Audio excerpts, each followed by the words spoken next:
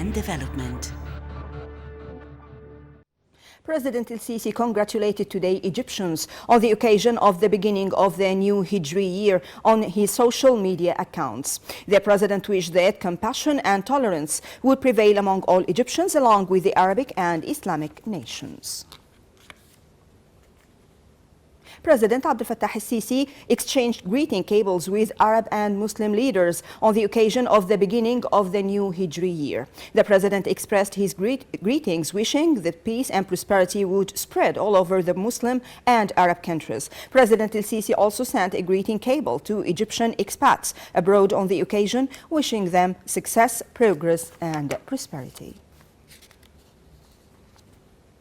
The president also received cables of congratulations from senior state officials congratulating him and wishing Egypt peace, security and prosperity.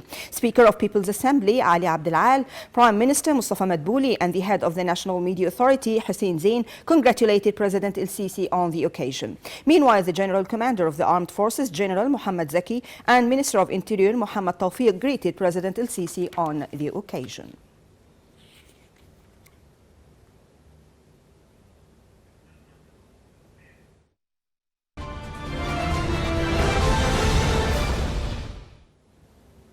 A missile attack on a gathering of militants in Syria's Idlib province today killed at least 40 militants hours after a Russian-backed ceasefire took hold. The head of the Syrian Observatory for Human Rights said that the missile attack targeted a meeting held by the leaders of Hurras al-Din, Ansar al-Tawhid and other allied groups inside a training camp near Idlib city.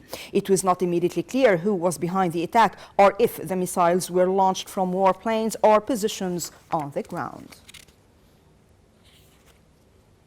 Yes, Secretary of State Mike Pompeo said the United States has reliable information the Iranian oil tanker Adrian Darya is headed to Syria. However, the United States has blacklisted the Iranian tanker Adrian Darya, saying it had reliable information. It was transporting oil to Syria in defiance of wide-ranging sanctions on the regime of Bashar al-Assad.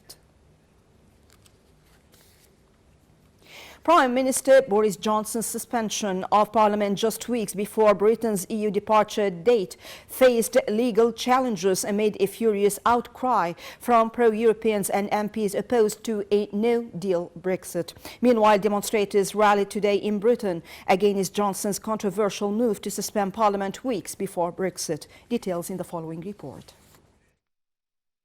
Demonstrators rallied today in cities across Britain against Prime Minister Boris Johnson's controversial move to suspend Parliament weeks before Brexit.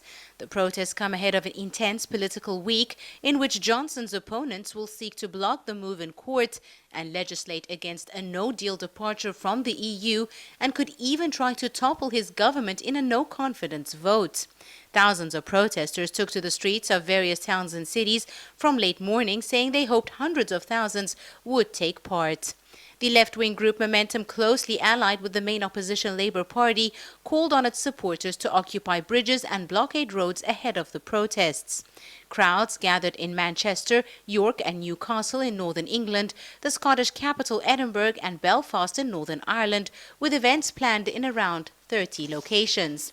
The biggest demonstrations were expected in London, where thousands of whistle-blowing, drum-banging people, many waving EU flags, had converged on Downing Street by lunchtime.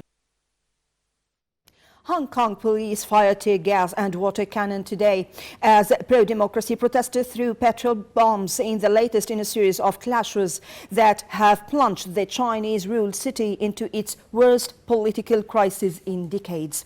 Police fired round after round of tear gas as protesters took cover behind umbrellas between the local headquarters of China's People's Liberation Army and government HQ. Protesters also threw bricks at police. The water cannon fired blue-dyed water traditionally used elsewhere in the world to make it easier for police to identify protesters later.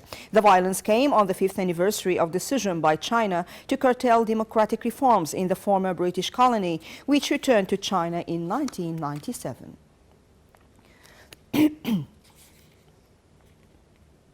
North Korea today lashed out at U.S. Secretary of State Mike Pompeo over his comments on Pyongyang's rogue behavior and warned its expectation for nuclear talks with Washington are gradually disappearing.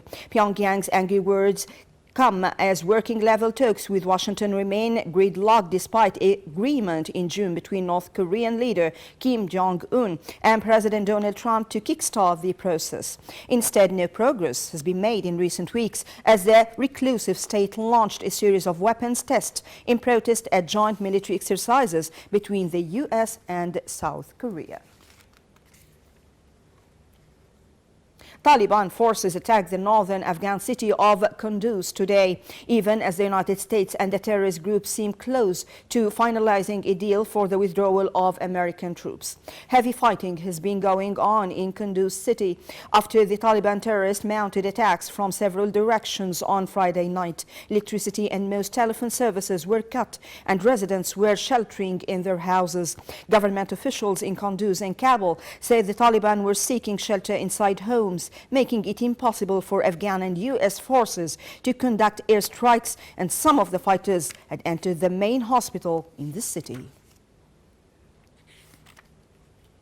At least 12 people were killed and around 50 injured after a series of explosions at a chemical factory in the western Indian state of Maharashtra. Police sources said that there was a 200-liter chemical barrel that exploded first. Then the fire spread to other parts of the factory and there were more blasts.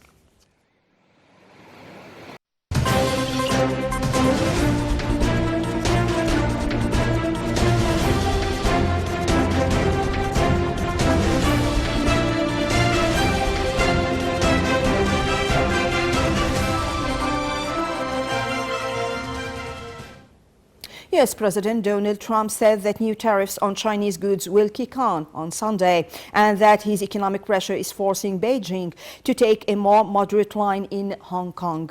Trump also said that U.S. economic pressure on China was responsible for preventing the authorities from carrying out a harsher crackdown against pro-democracy demonstrators in Hong Kong. Factory activity in China shrank in August for the fourth month in a row as the United States ramped up trade pressure and domestic demand remained sluggish, pointing to a further slowdown in the world's second largest economy. Persistent weakness in China's vast manufacturing sector could fuel expectations that Beijing needs to roll out stimulus more quickly and more aggressively to weather the biggest downturn in decades. China's National Bureau of Statistics said that the purchasing managers index PMI fell to 49.5 in August versus 49.7 in July. British Prime Minister Boris Johnson said he would continue to cut public debt as a share of economic output, even as he promises higher spending on services such as education, health and police.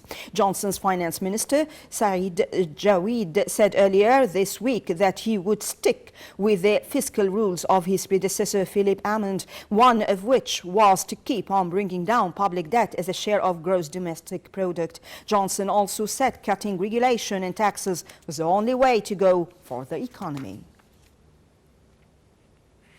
Oil prices fell on concerns that disruption from Hurricane Dorian headed for Florida could diminish demand. U.S. crude settled 2.84% lower at $55.10 a barrel, while Brent settled at $60.43 a barrel, down 1.06% on the day.